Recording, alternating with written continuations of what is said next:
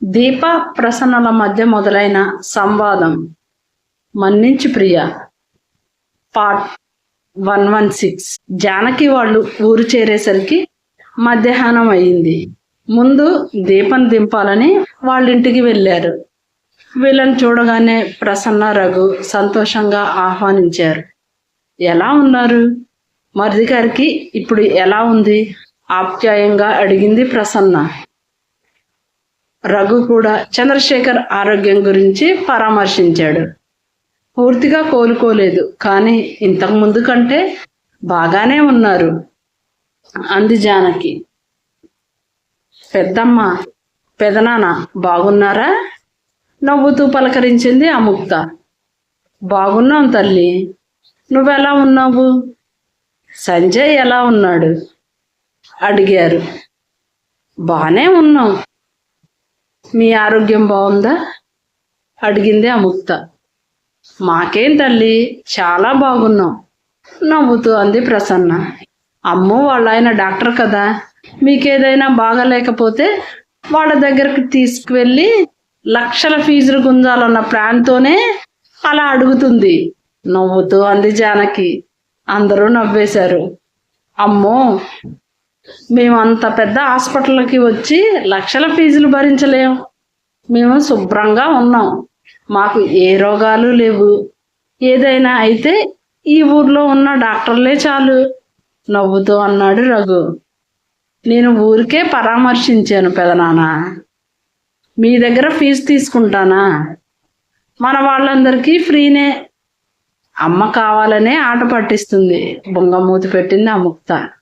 Free అయితే ఈసారి హైదరాబాద్ వచ్చినప్పుడు ఫుల్ బాడీ చెకప్ చేయించుకుంటాను అమ్ము నవ్వుతూ అన్నాడు రఘు. ఈయనకి ఫ్రీ అంటే చాలు, ఏమీ లేకపోయినా ఎగరేసుకొని వెళ్తాడు. డబ్బు విషయంలో చాలా గట్టిగా ఉంటాడు అంది ప్రసన్న నవ్వుతూ. నేనెక్కడ పిసినారుతనం చేశాను? మన అమ్మునే కదా అని అన్నాను. నేను ఆ మాత్రం గట్టిగా ఉండకపోతే నేను సంపాదించిన సొమ్మంతా నీ చీరలకి నగలకే తగలేస్తావు అన్నాడు రఘు. అందరూ నవ్వుతుంటే ప్రసన్న మాత్రం భర్త వైపు ఉరిమి చూసింది. మీరెందుకు పెదనాన్న, పెద్దమ్మ మాటలు పట్టించుకోకండి, మీరు హైదరాబాద్ రండి, నేనే మొత్తం దగ్గరుండి చెకప్ చేయిస్తాను అంది అముక్త. అలాగే అమ్ము, నువ్వు చేయిస్తానంటే నేనెందుకు రాను అన్నాడు రఘు నవ్వుతూ. ఇంతలో ప్రసన్న చూపు దీపం మీద పడింది. దీపం మాత్రం గుర్రుగా తల్లి వైపే చూస్తుంది. ఏంటే అలా చూస్తున్నావు అడిగింది ప్రసన్న కూతుర్ని. ఇంతసేపు అయింది వచ్చి, కూతురు ఎలా ఉందని అడగాలనే ఆలోచనే రాలేదు నీకు? ఎప్పుడు ఫోన్లో మాట్లాడుతున్నారు కదా మీ అక్క చెల్లెళ్ళు, ఎప్పుడూ ఫోన్లో మాట్లాడుకుంటున్నారు కదా మీ అక్క చెల్లెళ్ళు. మొన్న కూడా వచ్చి నా దగ్గరకు రాకుండానే వెళ్ళిపోయావు. ఇప్పుడు కూడా ఎన్నాళ్ళ తర్వాత చూసినట్టు వాళ్ళతోనే పలకరించేస్తున్నావు, వాళ్ళనే బాగోగులు అడుగుతున్నావు. కూతురు ఎన్ని నెలల తర్వాత వచ్చింది, ఒక్కసారి దగ్గరకు వచ్చి పలకరించాలనిపించలేదా అలకగా అంది దీప. అలా అనుకుంటే రోజు నీతో కూడా మాట్లాడుతూనే ఉన్నాను కదే, ఇంకా ప్రత్యేకంగా పలకరింపులు ఎందుకు? మొన్న అర్జెంట్ పని ఉండటంతో మీ నాన్న తొందర పెట్టి తీసుకువెళ్ళిపోయాడు, అందులో నా తప్పే ఉంది. అయినా నువ్వు బాగానే ఉన్నావు కదా నవ్వుతూ అంది ప్రసన్న. ఎవరైనా కూతుర్ని చూసి అలా అంటారా? లడ్డూలా ఉన్నా చిక్కిపోయావు, సన్నగా అయిపోయావు అని ఏదో అంటారు కదా, అలా అంటారు. నువ్వు మాత్రం బాగున్నావు అంటావా? నువ్వెక్కడ దొరికావమ్మా నాకు? చి పో, నీతో మాట్లాడను అలకగా అంటూ నానా అంటూ రఘుని హత్తుకుంది దీప. దీపు బంగారు తల్లి, ఎన్నాళ్ళైందిరా నిన్ను చూసి? ఏంట్రా ఇలా చిక్కిపోయావు? సరిగా తింటున్నావా లేదా ఆప్యాయంగా కూతురు తల నిమురుతూ అడిగాడు రఘు. ఆయన మాటలకు జానకి, ప్రసన్న, అముక్త ముగ్గురు ముసిముసిగా నవ్వారు. నాకేం నానా, నేను చాలా బాగున్నాను. మీరే కాస్త చిక్కిపోయినట్టు ఉన్నారు. ఆయన్ని పరిశీలనగా చూస్తూ అంది దీప. నువ్వన్నదే కదే నేను అన్నది. బాగున్నావు అన్నాను. మరి నా మీద ఎందుకు విరుచుకుపడుతున్నావే? నవ్వుకుంటూ అంది ప్రసన్న. బాగున్నా సరే నువ్వు అడగాలి. ఏంటే ఇలా చిక్కిపోయావు అనాలి. బుంగమూతి పెట్టి అంది దీప. మామూలు తప్పు కాదు దీపు, చాలా పెద్ద తప్పు చేసింది మీ అమ్మ అన్నాడు రఘు. కథ నాన్న, వేరే అమ్మని తెచ్చుకుందామా తనను వదిలేసి అనగానే, తెచ్చుకోండి నాకు మీ ఇద్దరి బాధ తప్పుతుంది అంది ప్రసన్న. తండ్రి కూతుళ్ళిద్దరూ గుర్రుగా ఆమె వైపు చూశారు. నామతి మండ, మిమ్మల్ని ఇక్కడే నిలబెట్టేశాను. వెళ్ళి కాళ్ళు చేతులు కడుక్కొని రండి, భోజనాలు వడ్డిస్తాను అంది ప్రసన్న. వద్దు ప్రసన్న, మేము వెళ్ళిపోతాం. మేము వస్తున్నామని సీను వంటలు చేయించి ఉంటాడు అంది జానకి. చేస్తే చేయించాడులే జానకి, తినకుండా ఎలా వెళ్తారు? ఇప్పటికే భోజనం టైము అయిపోయింది. ఎంత ప్రసన్న, 10 నిమిషాల్లో ఇంటికి వెళ్ళిపోతాం, కారులోనే కదా అంది జానకి. మీరు వస్తున్నారని మీకోసం చాలా వంటలు చేశాను. ఈ పూట ఇక్కడే భోజనం చేయండి, రాత్రికి అవి తినొచ్చు, ఏం కాదు అంటూ పట్టుబట్టింది ప్రసన్న. సరే, డ్రైవర్ కూడా ఉన్నాడు, అతనికి ముందు భోజనం పెట్టండి, మాకు కంగారులే అంది జానకి. సోము అంటూ పనివాణ్ణి పిలిచింది ప్రసన్న. ఏంటమ్మా అంటూ పరిగెత్తుకుంటూ వచ్చాడు పనివాడు. బయట డ్రైవర్ ఉంటాడు, ముందు అతన్ని పిలిచి నీళ్లు ఇవ్వు, కాళ్ళు చేతులు కడుక్కోమను, తర్వాత మంగమ్మ దగ్గరకు తీసుకువెళ్ళి భోజనం పెట్టించు అంది ప్రసన్న. సరేనమ్మా అంటూ డ్రైవర్ని పిలుచుకు వెళ్ళాడు. కాళ్ళు చేతులు కడుక్కోవడానికి నీళ్లు ఇచ్చి వాసారలో ఉన్న మంగమ్మ దగ్గరికి తీసుకువెళ్ళాడు. అమ్మగారు, ఈ బాబుకి భోజనం పెట్టమన్నారు అన్నాడు సోము మంగమ్మతో. రండి బాబు అంటూ మంగమ్మ ఆప్యాయంగా అతన్ని పిలిచి విస్తరు వేసి భోజనం వడ్డించింది. ఈలోపు వీళ్ళంతా కాళ్ళు చేతులు కడుక్కొని వచ్చేసరికి ప్రసన్న డైనింగ్ టేబుల్ మీద అన్నీ సిద్ధం చేసింది. వాళ్ళు కూర్చోగానే ఆప్యాయంగా వడ్డించడం మొదలుపెట్టింది. భోజనం చేస్తూ ఊరి కబుర్లు, బంధువుల సంగతులు మాట్లాడుకుంటూ నవ్వులు పంచుకున్నారు. దీప, అముక్త వాళ్ళ కబుర్లు వింటూ మౌనంగా భోజనం చేయడం ముగించారు. భోజనం అయిన తర్వాత కాసేపు కూర్చున్నారు. ప్రసన్న, ఇక మేము బయలుదేరతాం అంది జానకి. ఇప్పుడే భోజనం చేశారు, కాసేపు రెస్ట్ తీసుకొని వెళ్ళండి అంది ప్రసన్న. లేదు ప్రసన్న, ఇల్లంతా ఎలా ఉందో చూడాలి, పనులన్నీ త్వరగా పూర్తి చేసుకొని మళ్ళీ హైదరాబాద్ వెళ్ళిపోవాలి అంది జానకి. ఒక్క పూటకి ఏమవుతుందిలే, ఇల్లు చాలా నీట్గానే ఉంది. సీను ఎప్పటికప్పుడు దులిపించి తుడిపిస్తున్నాడు. నేను కూడా 2-3 సార్లు వెళ్ళి చూశాను. మొన్న కూడా వెళ్ళాను, చాలా బాగా ఉంచాడు అంది ప్రసన్న. అదేలే, మా అందరి రూములు ఒకసారి పూర్తిగా క్లీన్ చేయించాలి. పిల్లాడు ఉన్నాడు కదా, దుమ్ము ధూళితో ఇబ్బంది పడకూడదు. ఆమె కూడా వస్తానంది, అందుకే తీసుకురాలేదు. అందరూ వ్రతానికి వస్తారు కదా, అప్పుడు ఎలాంటి ఇబ్బంది ఉండకూడదు అంది జానకి. పైగా ఇక్కడ ఉన్న వాళ్ళందరికీ వ్రతానికి రమ్మని స్వయంగా పిలవాలి. మన బంధువులందరూ ఉన్నారు కదా, మనమే వెళ్ళి పిలిస్తే బాగుంటుంది. ఎలాగో వచ్చాను కదా, ఈ 2 రోజులు ఈ పనులతోనే సరిపోతాయి. పైగా వ్రతం రోజు భోజనాలకు వంట వాళ్ళను కూడా మాట్లాడాలి అంది జానకి. చంద్ర నాకు ఫోన్ చేశాడు జానకి, వ్రతం రోజు భోజనాల కోసం వంట వాళ్ళను మాట్లాడమన్నాడు. నేను ఆల్రెడీ వాళ్ళతో మాట్లాడేశాను. ఆ రోజు ఏ ఏ వంటలు చెయ్యాలో మీరు డిసైడ్ చేసి చెప్తే వాళ్ళకి చెప్పేస్తాను. ఆ వంటల సెక్షను, సరుకులు తేవడం అదంతా నేను సీను చూసుకుంటాం. మీరేమీ కంగారు పడొద్దు. మిగతా పనులు పిలుపులు మీరు చూసుకోండి అన్నాడు రఘు. అలాగే బావా, ఆయన నీకు ఫోన్ చేసి చెప్పినట్టు నాకు తెలీదు, నాకు ఆ విషయం చెప్పలేదు అంది జానకి. మర్చిపోయి ఉంటాడులే అన్నాడు రఘు. కంగారు పడకు జానకి, నేను కూడా వస్తాను. రేపు ఉదయం నుంచే పనులు మొదలు పెడదాం అంది ప్రసన్న. రెస్ట్ తీసుకోవడానికి మేమేం అంత కష్టపడి వచ్చామని, ఈ పూట నుంచే కాస్త పనులు మొదలు పెడితే త్వరగా అయిపోతాయి అంది జానకి. సరే, ఇక మేము వెళ్తాం అంది జానకి. ఇక ఆపడం కుదరదని అర్థమే. సరే, వీలైతే సాయంత్రం వస్తాను, లేకపోతే రేపు ఉదయం వస్తాను అంది ప్రసన్న. తొందరేం లేదు, నువ్వు రేపేరా, దీప వచ్చింది కదా, కాసేపు తనతో గడిపి కబుర్లు చెప్పుకోండి అంది జానకి. కబుర్లు ఏముంటాయిలే జానకి, రోజు ఫోన్లో చెప్పుకుంటూనే ఉన్నాము నవ్వుతూ అంది ప్రసన్న. జానకి వాళ్ళు వీడ్కోలు చెప్పి తమ ఇంటికి వెళ్ళిపోయారు. రఘు నేను కాసేపు పడుకుంటాను అంటూ తమ గదిలోకి వెళ్ళిపోయాడు. దీప కూడా తల్లి వెంట లోపలికి వెళ్ళింది. కాసేపు ఇద్దరి మధ్య నిశ్శబ్దం నెలకొంది. దీప వైపు ఒకసారి చూసిన ప్రసన్న, ఏంటే ఎప్పుడూ మీ ఆయనతో కలిసి వస్తావు, ఈసారి ఒక్కదానివే వచ్చావు, ఏమన్నా గొడవ పడ్డారా అంటూ నేరుగా అడిగేసింది కూతుర్ని. ఒక్కదాన్నే వస్తే గొడవ పడ్డట్టేనా విసుగ్గా అంది దీప.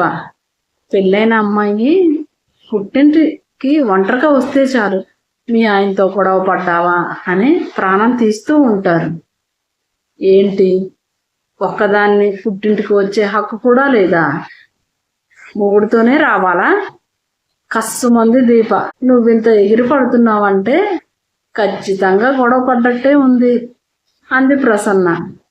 ఆ మాటతో దీపకు మరింత చిర్రెత్తుకొచ్చింది.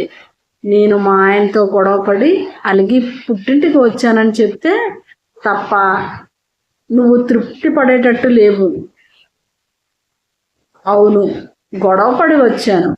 అయితే ఏంటి కోపంగా అంది దీప.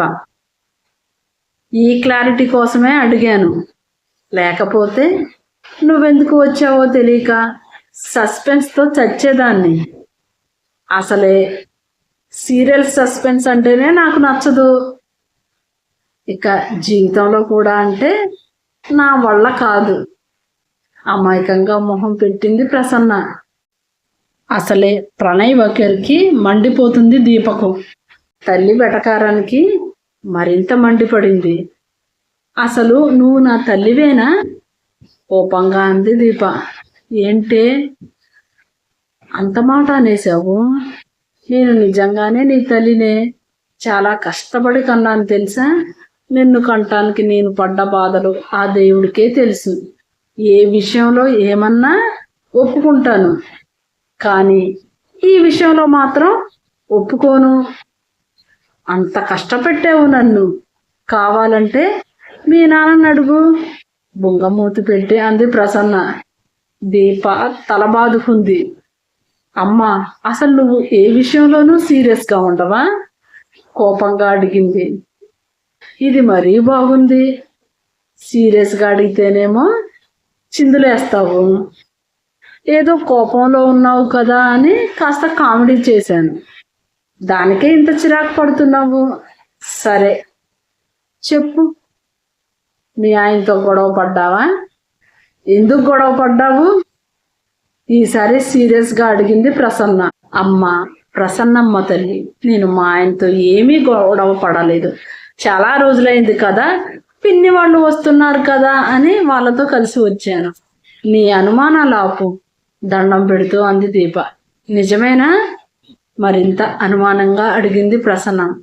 నిజమేనమ్మా, అయినా నీకు ఇంత డౌట్ ఎందుకు చిరుకోపంగా అంది దీప. అంటే నిన్నటి నుంచి నీ మాటలు అదో రకంగా ఉన్నాయి, ఎప్పుడూ లేనిది కోపంతో చిటపటలాడుతున్నావు, పైగా ఎప్పుడు ఎంత బిజీగా ఉన్నా మీ ఆయనతోనే వస్తావు. ఈసారి ఒక్కదానివే వచ్చేసరికి అనుమానం వచ్చింది. తల్లిని ఆ మాత్రం మంచి చెడ్డ కనుక్కోకూడదా? మా భయాలు మాకు ఉంటాయి అంది ప్రసన్న. నువ్వు భయపడాల్సినంత గొడవలు మా మధ్య ఏమీ లేవు. మేమిద్దరం చాలా బాగున్నాం. మీ అల్లుడు ప్రాజెక్ట్ వర్క్తో బిజీగా ఉన్నాడు. అందుకే తనని ఇబ్బంది పెట్టడం ఎందుకని పిన్ని వాళ్ళతో వచ్చాను. అంతకు మించి ఏమీ లేదు. నువ్వు నీ సీరియల్ కథలు అల్లేయకు, సరేనా? కాస్త కోపంగా అంది దీప. నేనేం కథలు అల్లలేదు. నీ ధోరణి చూస్తే ఎవరైనా మొగుడుతో గొడవ పడ్డావు అనుకుంటారు. నాకు అదే అనుమానం వచ్చింది, అందుకే అడిగాను. మీ ఇద్దరూ బాగుండడమే కదా మాకు కావాల్సింది అంది ప్రసన్న. మేమిద్దరం ఎప్పుడూ బాగుంటాం. మా గురించి నువ్వేమీ బెంగ పెట్టుకోకు అంది దీప. అవును, నువ్వు నాన్న ఎప్పుడూ గొడవలు పడలేదా? ఉత్సాహంగా అడిగింది దీప. కాసేపటి తర్వాత తమ మధ్య జరిగిన ఘర్షణ గురించి తల్లికి చెప్పి బాధ పెట్టడం ఇష్టం లేక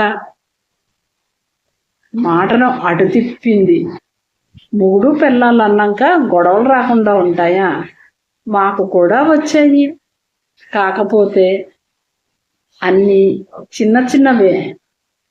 ముఖ్యంగా నువ్వు పుట్టాకే ఎక్కువ వచ్చాయి. నీ వల్లే మా ఇద్దరి మధ్య గొడవలు అంది ప్రసన్న. ఆహా, నా వల్ల ఎందుకు వచ్చాయంట? ప్రతిదానికి నన్నే లాగుతావు ఉరిమి చూస్తూ అంది దీప. మీ నానేమో నిన్ను తెగ గారాబం చేసేవాడు. నువ్వు ఏది అడిగినా కాదనకుండా చేసేవాడు. నేనేమో క్రమశిక్షణగా ఉండాలి, అలా పెంచడం మంచిది కాదు అనేదాన్ని. అది మీ నాన్నకు నచ్చేది కాదు. అందుకే మా మధ్య చిన్న చిన్న గొడవలు వచ్చేవి. లేకపోతే నేను మీ నాన్న చాలా ప్రేమగా ఉంటాము గొప్పగా అంది ప్రసన్న. అబ్బో, అమర ప్రేమికులు విక్రింతగా అంది దీప. ఏం, నేను పుట్టకముందు అసలు గొడవలు రాలేదా? ప్రతిదానికి నా మీదే నెపం వేయాలని చూస్తావు. ఇప్పుడు నేను లేను కదా, మరి ఇప్పుడు గొడవలు రావట్లేదా అడిగింది దీప. చెప్పాను కదా, మా మధ్య పెద్దగా గొడవలు రావు.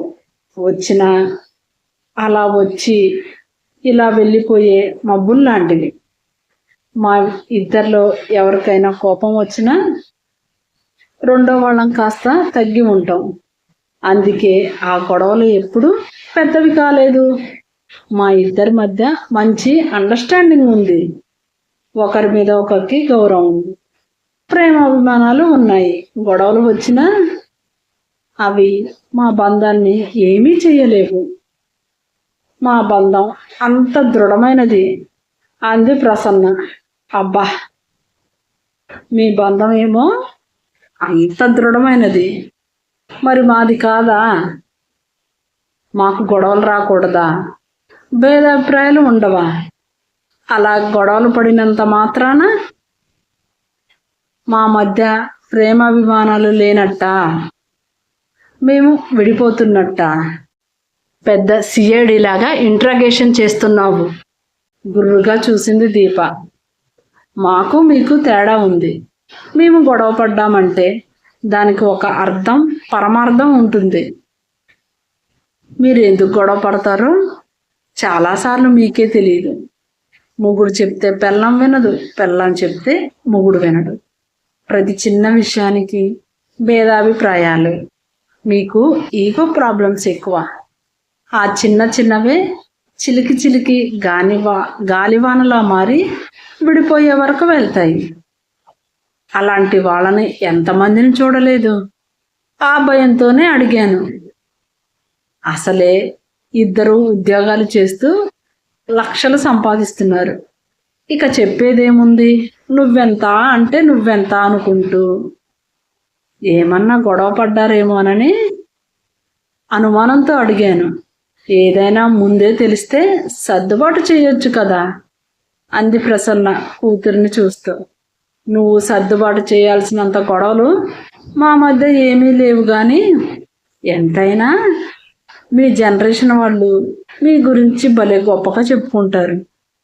మేమేదో తెగ గొడవలు పడి విడిపోయేటట్టు, మీరు మాత్రం ఎప్పుడు చక్కగా కలిసిమెలిసి ఉన్నట్టు. మీ కాలంలో మాత్రం గొడవలు లేవా? విడాకులు తీసుకోలేదా?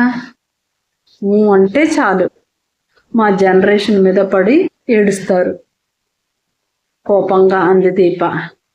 మాలా మీరు ఇండివిజువల్గా ఉండలేరు కదా, మూడు మీద ఆధారపడి ఉండేవాళ్ళు. మేమేమో బాగా చదువుకొని ఉద్యోగాలు చేసి లక్షలు సంపాదిస్తూ ఒకరి దగ్గర చేయి చార్చకుండా బతుకుతున్నాం. అదిగో ఆ కుళ్ళుతోనే మీరు మమ్మల్ని ఇలా అంటారు విక్రింతగా అంది దీప. అబ్బో, మరి మీరే చదువుకున్నారు, మేము చదువుకోలేదా? మా జనరేషన్ వాళ్ళు ఉద్యోగాలు చేయలేదా? నేను పీజీ చేశాను. మీ పిన్ని జానకి పెళ్ళయ్యాక పీజీ చేసి లెక్చరర్గా ఉద్యోగం చేస్తుంది. కాకపోతే నేను ఉద్యోగం చేయడం ఎందుకులే అని మీ నాన్న అన్నాడు. పైగా సిటీ నుంచి వచ్చేసాం, ఇక్కడ పెద్ద ఉద్యోగాలు కూడా లేవు. అందుకే మీ నాన్నకి చేదోడు వాదోడుగా ఉంటూ ఇంట్లోనే ఉండిపోయాను అంది ప్రసన్న. అలా అని మీ నాన్న మీద ఏమీ ఆధారపడలేదు. మా పుట్టింటి వాళ్ళు నాకు ఆస్తి ఇచ్చారు, వాటి మీద డబ్బులు వస్తుంటాయి. మీ నాన్న దగ్గర చేయి చాచాల్సిన అవసరం నాకు లేదు.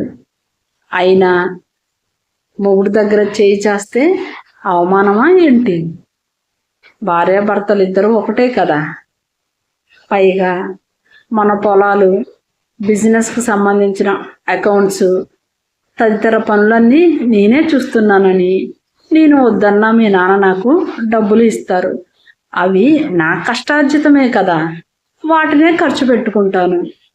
అలా అని నా దగ్గర డబ్బు ఉంది కదా అని గర్వంతో నువ్వంటే నాకు లెక్క ఏంటి అని మీ నాన్నతో ఎప్పుడూ గొడవ పడలేదు. కానీ మీరు అలా కాదు కదా, సంపాదిస్తున్నామనే గర్వం, నిన్ను లెక్క చెయ్యాలా అనే అహంకారం, అదే మీలో ఎక్కువ అంది ప్రసన్న. నీకులాగే అందరికీ ఇదొక దురభిప్రాయం, మేము మొగుడు మాటలు వినమని అంది దీప. చెప్పాలంటే మీకంటే మేమే అణిగి మణిగి ఉంటున్నాం. మీకున్న ఫ్రీడమ్ మాకెక్కడుంది? మీరు ఉద్యోగాలు చేస్తే చేశారు, లేకపోతే హాయిగా ఇంటి పట్టున ఉన్నారు. మేము అలా కాదు, ఉద్యోగం చెయ్యాలి. ఇంత కష్టపడి సంపాదిస్తే మాలో ఎంతమంది మా డబ్బులు మేము స్వతంత్రంగా ఖర్చు పెట్టుకోగలుగుతున్నాము? అన్నీ తెచ్చి వాడి చేతిలో పెట్టాలి. నా మొగుడు అలాంటి వాడు కాదనుకో, కానీ చాలామంది మా కొలీగ్స్ పరిస్థితి అదే. ఎంత కష్టపడినా రూపాయి కూడా స్వతంత్రంగా ఖర్చు పెట్టుకోలేరు.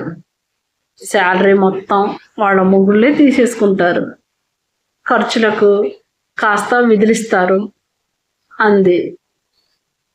మీ సంపాదన మీరు ఖర్చు పెట్టుకునే వాళ్ళు ఇంట్లో ఇచ్చిన డబ్బుతో కూడా మీ ఇష్టం వచ్చినట్టు ఖర్చు పెట్టినా మీ మొగుళ్ళు ఏమీ అనేవాళ్ళు కాదు. ఉద్యోగం లేకపోయినా భర్తలు అన్నీ తెచ్చి మీ కాళ్ళ ముందు పెట్టేవాళ్ళు. హాయిగా ఇంటి పట్టున ఉండి అనుభవించేవాళ్ళు. మేము అలా కాదు. మా సంపాదన కూడా పూర్తిగా మా చేతిలో ఉండదు. ఏ ఇల్లు కొనాలన్నా, ఏ స్థలం కొనాలన్నా, ఏది కొనాలన్నా అందులో మా కాంట్రిబ్యూషన్ ఉంటుంది. ఆ తర్వాత మెడకి ఈఎంఐ అనే ఉచ్చు జీవితకాలం శిక్షలా మారిపోతుంది. ఉద్యోగం మానేద్దాం అనుకున్నా ఆ ఈఎంఐల వల్ల మానలేం. అలా అని మీ జనరేషన్ వాళ్ళందరూ సుఖపడిపోయారని కాదు, మీకు కష్టాలు లేవని కూడా కాదు. అప్పుడైనా ఇప్పుడైనా ఈ మగవాళ్ళలో మంచివాళ్ళు ఉన్నారు, చండాలులు కూడా ఉన్నారు. ఇక మేమేమో ఇంత సంపాదిస్తున్నామని దర్జాగా కూర్చుంటామా? అటు ఉద్యోగం, ఇటు ఇంటి పనులు, అత్తగారి వైపు బంధువులు, పుట్టింటి వైపు బంధువులు, అందరినీ మేమే చూసుకోవాలి. ఇక పిల్లలు ఉంటే వాళ్ళ బాగోగులు కూడా మేమే చూసుకోవాలి. అన్ని బాధ్యతలు మాకే. వాడు ఏం చేసినా బయటికి చెప్పుకోలేక పైకి నవ్వుతూ సొసైటీలో పేరు కోసం మేకప్ వేసుకొని తిరుగుతున్నాం. అది మీరు గుర్తించి చస్తే కదా. మమ్మల్ని ఆడిపోసుకోవడం తప్ప మీకు ఇంకొక పని లేదు, కోపంగా అంది దీప. ప్రసన్న కూతురు వైపు గుడ్లప్పగించి చూసింది. ఇప్పుడు నేనేమన్నానని ఇంత పెద్ద ఉపన్యాసం ఇచ్చావు అంది తేరుకుంటూ. మరి ప్రతిదానికి మా జనరేషన్ని, మా అమ్మాయిల్ని అంటారు, మేము బాధ్యత లేని వాళ్ళమంటారు. ఇప్పుడు మేమున్నంత బాధ్యతగా ఇంతకు ముందు వాళ్ళు లేరా? కాకపోతే మేము కాస్త స్వేచ్ఛగా బయటికి వెళ్తాం, మనసులో ఉన్నది బయటికి చెప్పేస్తాం, అందుకే అలా కనిపిస్తాం అంతే.